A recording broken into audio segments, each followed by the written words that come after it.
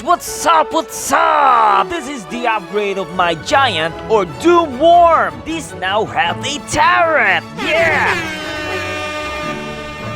You know, eating opponents is a very dangerous business. Sometimes a vehicle is loaded with bombs, so mouth explodes. Or doing some melee fights with other worm is really deadly. And yeah, I have to come closer to the enemies to attack.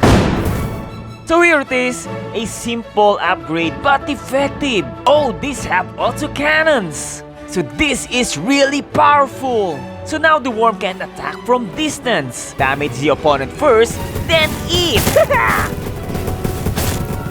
Oh, by the way, I also made the worm shorter to reduce cost and lag. And the turret design is actually simple, so it's easy and fast to build. Anyone can do this. It's rounded, so it fits the shape of the worm. This can actually rotate too. And I also added platform for the turret, some kind of a grill platform. And it's connected with this support to these two rings. So it's like the worm is wearing the turret. Cool, right? So guys, yes, this is a full tutorial. Time for you to build this. By the way, if you are not yet subscribed, please subscribe now and click the notification on this. Like and share the video. Thank you for watching, guys.